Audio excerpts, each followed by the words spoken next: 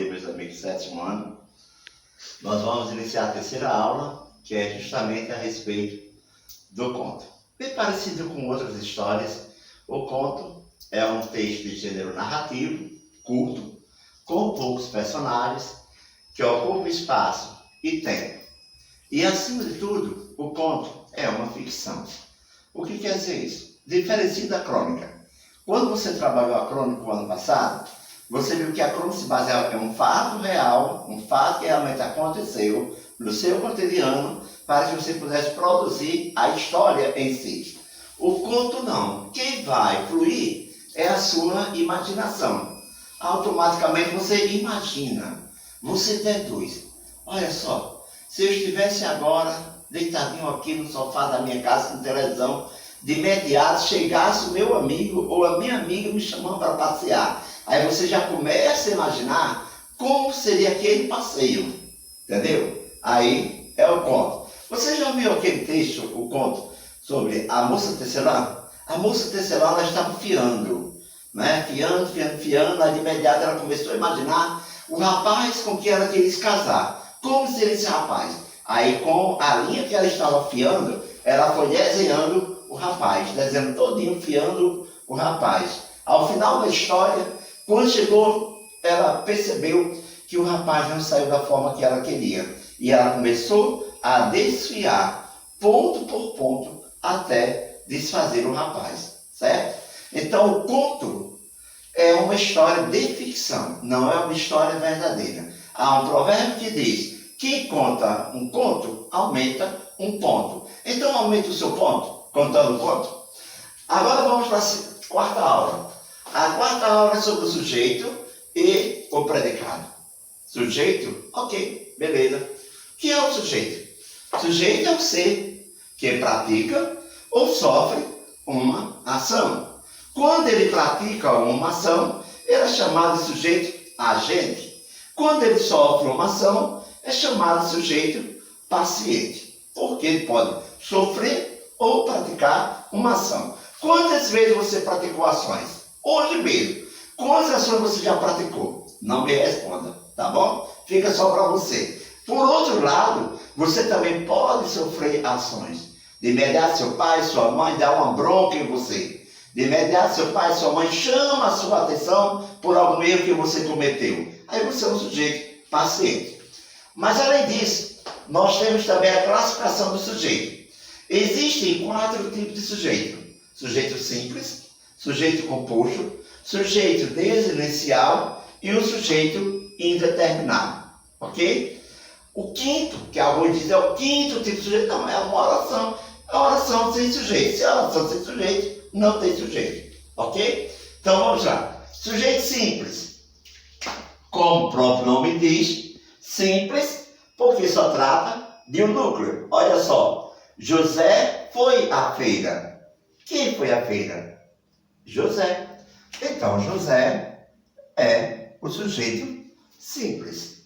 O professor ficou estarrecido. Quem ficou estarrecido? O professor.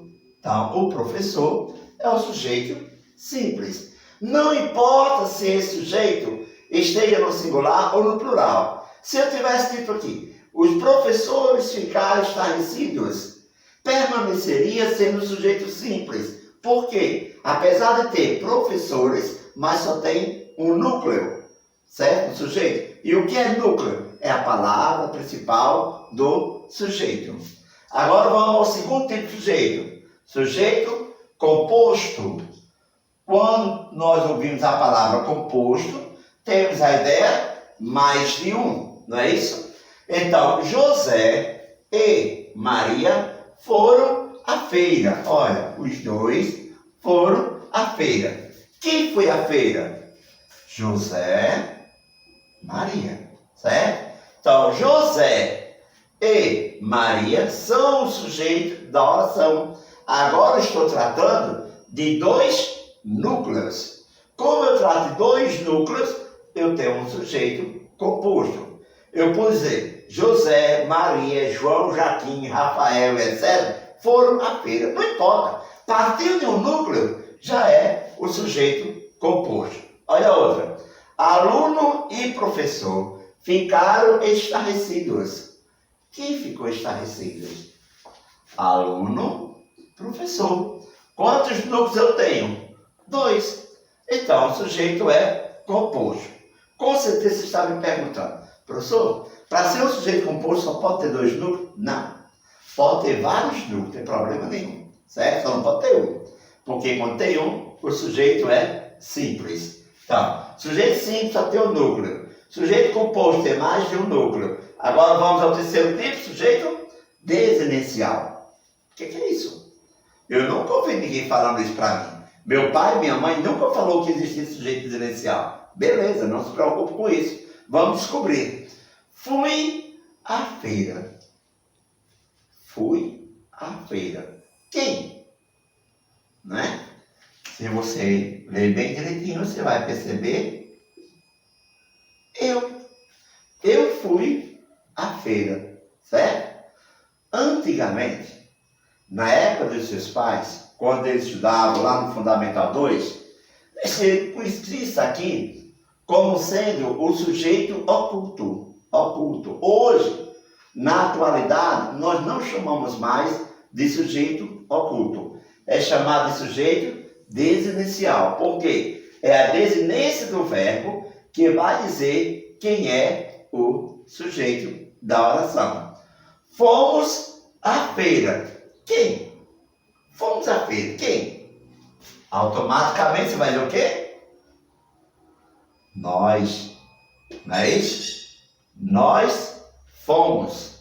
Nós fomos à feira. Então, com isso, nós estamos caracterizando que o sujeito é desinencial, porque vai exclusivamente partir da desinência verbal. Valeu?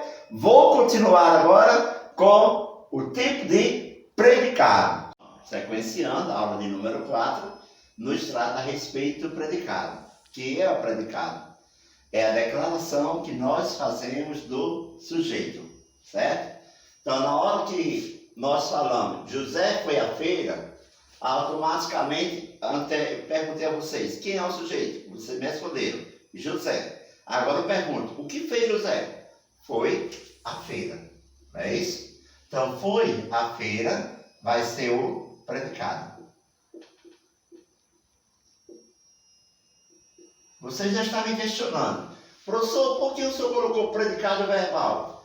Porque o predicado, ele se dá justamente com base em um verbo, certo? Por isso o predicado é verbal. E neste caso, o verbo é de ação. Ação, como assim? Quer dizer que existe verbo de ação e verbo que não é de ação? Claro, você falou certíssimo agora. Verbo de ação que você pratica alguma coisa. Verbos de ligação é quando você não pratica, mas você sofre alguma coisa. Vai indicar o seu estado em que você se encontra e etc. Certo? O que vai caracterizar um predicado nominal. Mas voltemos ao predicado verbal. José e sua mãe foram à feira. No exemplo anterior, eu perguntaria a vocês, quem foi à feira? Vocês responderiam José e sua mãe. Aí aqui eu teria o quê? Eu teria um sujeito composto. E agora, José e sua mãe fizeram o quê? Foram à feira. Aí aqui vai ser o quê? Vai ser o predicado verbal. Por que predicado verbal? Porque indica uma ação. Qual a ação deles? Ir a algum lugar, no caso, a feira, tá certo?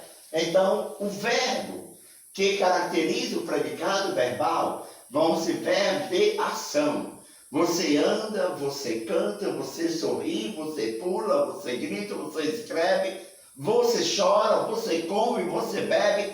Todos esses verbos são verbos de ação, ok? Mas agora nós vamos para o chamado predicado nominal, que vai caracterizar que o verbo não é de ação, mas vai indicar um estado permanente em que a pessoa se encontra. Veja agora, o aluno ficou estarrecido.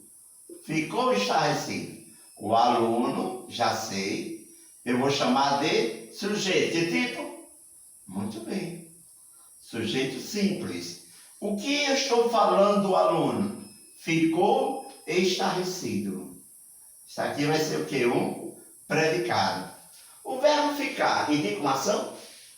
E você está estarrecido é uma ação ou é um estado? É o comportamento seu? É o comportamento, não é? Então, vou chamar de predicado nominal. Certo? Porque o verbo não indica ação. Observe que existem vários verbos de caracterizar seu estado. Ser, estar, ficar, andar, permanecer, parecer e continuar. Se eu trocar este aqui por um outro verbo, desses aqui, a frase vai permanecer com sentido, certo? Olha só, o aluno está estarrecido. O aluno anda estarrecido. O aluno continua estarrecido. Percebeu? Eu troquei o verbo ficar por vários verbos deste aqui e a frase permaneceu com sentido. Então, isso é que caracteriza o predicado nominal, quando o verbo é de ligação. Vou colocar aqui para você não esquecer. Verbo de ligação. Certo? Verbo de ligação. Ok? Agora vamos ao outro. O professor está doente. Coitado dele, né? Mas vamos lá. Quem é o professor? Sujeito. Que tipo? E aí, Renan, qual é o tipo? Simples. Muito bem, Renan. Gostei. Estar doente vai ser o que, então? Predicado. Muito bem. Vai ser o predicado. Que tipo de predicado vai ser, então?